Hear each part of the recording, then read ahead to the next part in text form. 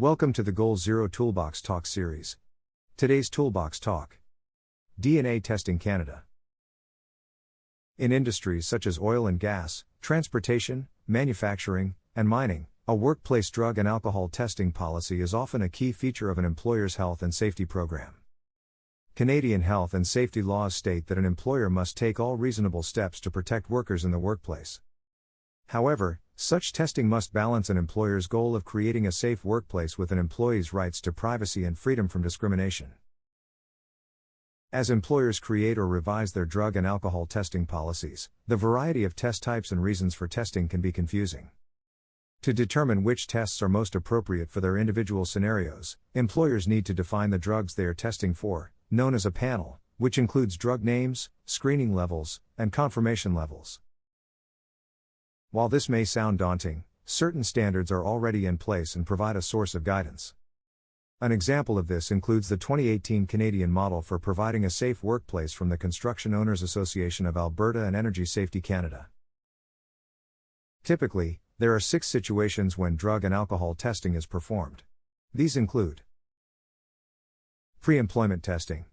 As the name suggests, employers may conduct such testing prior to employment when the workplace setting involves highly dangerous work or which may result in workplace accidents or mistakes. However, care should be taken that the policy does not automatically disqualify any candidates who test positive but contemplates the possibility that in appropriate circumstances candidates can overcome a positive test to secure employment. Pre-access testing. Under this type of testing, individual site owners may test for certain substances based on their site requirements. Post-incident testing.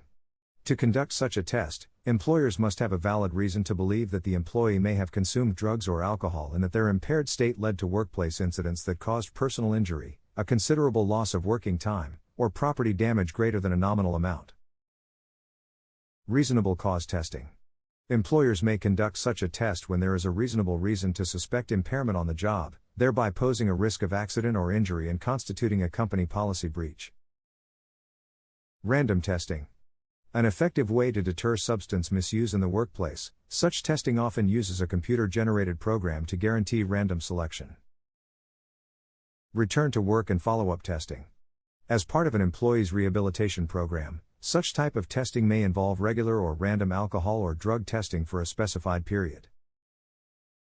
Once the types of testing required have been established by the organization, the next decision lies in choosing between urine or oral fluid testing.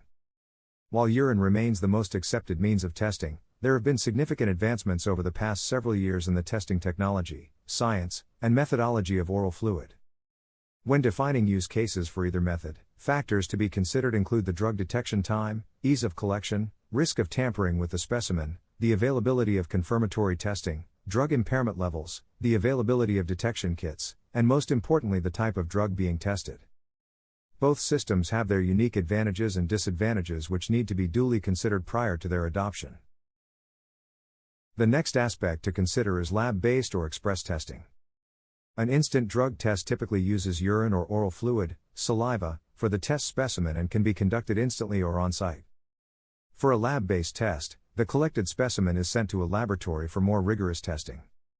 Typically, an express test is meant as a screening test, where the tested specimen is only sent to a laboratory for confirmation if it results in a non-negative, which could either be positive or inconclusive. Quite naturally then, lab-based tests take longer to produce results. Ultimately, what counts are having a solid, well-defined drug and alcohol policy and choosing a reputable vendor for performing such tests.